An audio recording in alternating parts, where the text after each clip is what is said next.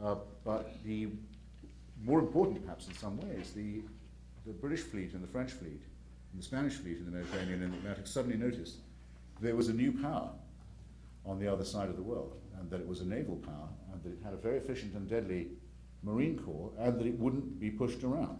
In fact, could not be. And this was a lesson that they had not hitherto had any cause to assimilate. So though Mr. Jefferson did not go for regime change exactly in these Islamic theocratic terrorist countries, he did insist on policy change and on enforcing it at cannon point. And so righteous was he about this that he didn't think there was any real point in troubling Congress with this bothersome matter. Didn't inform them that he sent the expedition until it was so far out to sea that it could not be recalled, thus stilling the chance of Federalist opposition and doing his favorite of all things, the fait accompli, as with Louisiana, so that by the time anyone wanted to complain, it was too late. I think that's possibly a very ambivalent lesson, but it showed that for Jefferson, as for Thomas Paine and many others, there was an absolute, concrete alliance in their minds between the ideas of liberty, the Enlightenment, the secular constitution, and the spreading of these around the world, if necessary, by force. There is no doubt in my mind that these men thought the American Revolution was very definitely for export, and that they would support anyone who was willing to stand by those ideas in South America, in Europe, or elsewhere. And that it is for that reason, I think, that the American Revolution is the only revolution that retains any exemplary or inspirational power. And it would be nice just to stop there, but I can't because I haven't done slavery yet, and in all the three topics I've just mentioned, unfortunately, slavery obtrudes itself in all of them. Obviously, it's a huge negation of the Enlightenment. The idea that the Enlightenment is the project for the emancipation of the whole human being, and the nobility with which that idea is expressed in the Declaration of Independence is clearly flatly negated by chattel slavery, and Benjamin Franklin and Thomas Paine and Benjamin Rush were, as Jefferson was not, members of the American Anti-Slavery Society. Jefferson did try and have a prohibition of the trade written into the Declaration. He lost because the votes of Georgia and the Carolinas were needed for there to be 13 colonies, and there were powerful interests also in New York and Massachusetts who, while they didn't own slaves, profited very greatly from trafficking in them. So there is, if you like, I don't like the phrase, but it's an indispensable one, there is an original sin at the beginning of the American Eden, and it's a sin that's very, very hard to efface. So obviously this qualifies and compromises what one wants to say about the Enlightenment, and it's true also in Jefferson's own personal life, that this issue of chattel slavery runs through his own garden, his own living room, his own bedroom, in a way that was, well, unmistakable. It also affects the question of nation building, because when Thomas Paine, who'd had the idea of the Louisiana Purchase, Jefferson may have had the idea independently, but Paine certainly wrote him a letter on Christmas Day, urging him to take advantage of French difficulties and make what he called a moneyed proposal to Napoleon to double the size of the United States, added to his friend and to the president that this created another opportunity. The United States could be begun again, so to speak, could be made over anew, and this time no slavery should be allowed in the new territories. And Paine begged the president and said, please don't allow any more slaves or any more slavery in the Louisiana territories. Send some thrifty German Lutheran immigrants and get them to break the soil and give the freed slaves, the ones who are there already, who've been toiling for other nations, give them land of their own, 4 acres and a mule, as it were, avant la lettre. Give them a break, give the sons and daughters of Africa a new deal. Joel Barlow, another great friend of Jefferson's, urged very much the same point in very much the same terms. But just as not all machinery that's labor-saving and productive is liberating, just as Eli Whitney's cotton gin had actually made slavery more profitable by making cotton more profitable and easier to bring in, so that the Enlightenment and machinery and technical innovation don't all run one way. So it wasn't the cotton lobby, but the sugar lobby that won in Louisiana. Somebody had to get that sugar cane in.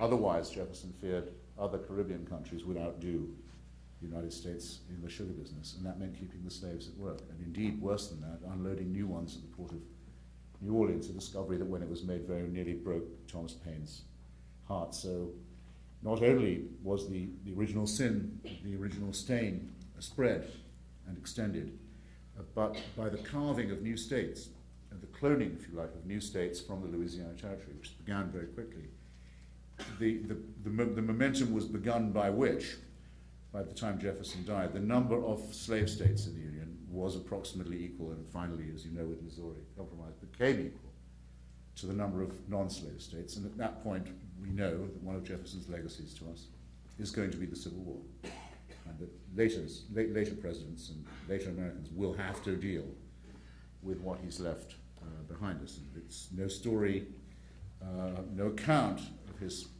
either of his enormous importance in our history or of his immensely contemporary relevance would be complete, I think, without that, and without some reflection on how personally and individually this subject was imbricated with his own life. The great poet Horace used to say, de te fabula narrator. No, he used to say, to be exact, mutato nomine. Mutato nomine et, de te fabula narrator. Change only the name, and the story is about you. Well, ladies and gentlemen, this story is about you and about all of us, and I hope we'll have some time to discuss it further, and I'm very grateful to you for coming. Thank you.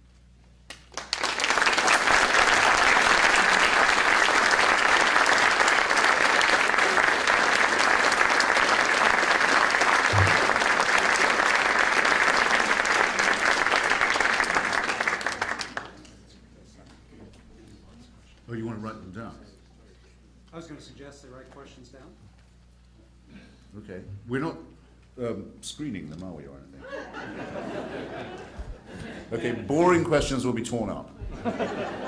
I don't mind if people want to get up and ask a question, but I yield to whatever the etiquette is here.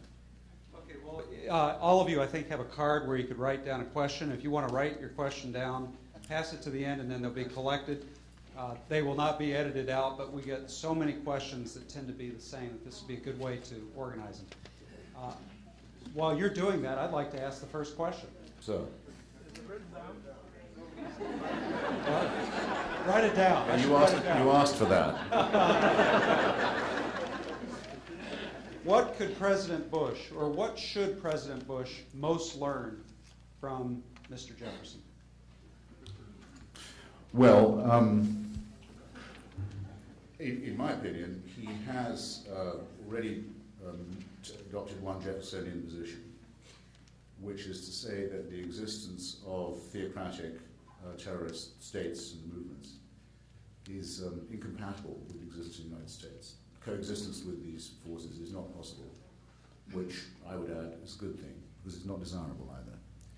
I don't know if President Bush knows anything at all about this struggle, say, over the Barbary Coast or any of these other questions, or whether it's just instinct in him, but he seems to have taken the position that there's no compatibility.